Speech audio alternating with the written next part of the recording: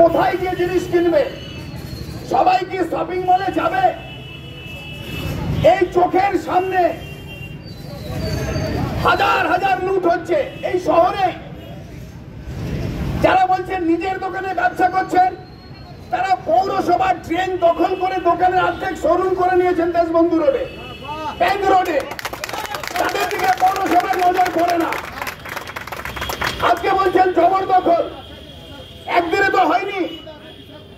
এরা তো কেউ ব্যাংক ব্যালেন্স করবার জন্য রাস্তায় বসেনি, পেট চালাবার জন্য বসেছেন। সুতরাং আমি প্রশাসনের কাছে, পুলিশ, পৌর এবং সাধারণ প্রশাসনের কাছে অনুরোধ করব, এই ছোট ছোট ব্যবসাদারদের সর্বনাশ করে বীরত্ব দেখাবেন না। বীরত্ব দেখানোর আরো জায়গা আছে। এবার আলোচনায় বসুন, সম্মানজনক একটা মীমাংসায় আসুন, বিকল্প রাস্তা দেখান, ক্ষতিপূরণের ব্যবস্থা করুন। আর যারা এখানে এসেছেন তাদেরকে বলবো, আপনারা ঐক্যবদ্ধ থাকুন, ঐক্যবদ্ধ থাকুন। দলের ঊর্ধ্বে উঠে, সমস্ত দলের ঊর্ধ্বে উঠে আজকে আমরা এসেছি জাতীয় পতাকা নিয়ে।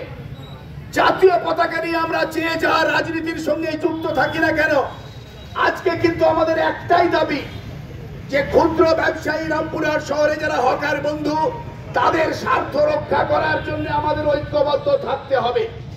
আমরা এই শহরে যারা রাজনৈতিক কর্মী, আমি ব্যক্তিগতভাবে আপনাদের এইটুকু বলতে পারি, আপনাদের এই লড়াইয়ের সঙ্গে ভেতর থেকে, হৃদয় থেকে, মনের গভীর থেকে আপনাদের পাশে আছি।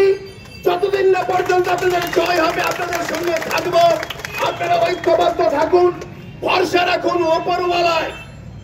সবাই অবিচার করলেও সে অবিচার করবে না। আর ঐক্যবদ্ধ থাকুন, জয় আমাদের হবেই।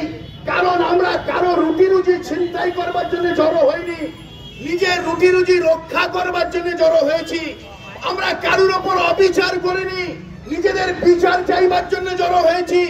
কারুর ক্ষতি করবার জন্য আসেনি, নিজেদের আর যেন ক্ষতি না হয়, পেট চালাবার ব্যবস্থাটুকু থাকে, সেই আবেদন নিয়ে এসেছি। আন্দোলনে শান্তিপূর্ণ, কিন্তু আন্দোলনে দৃঢ়। আমরা পিছপা হব না।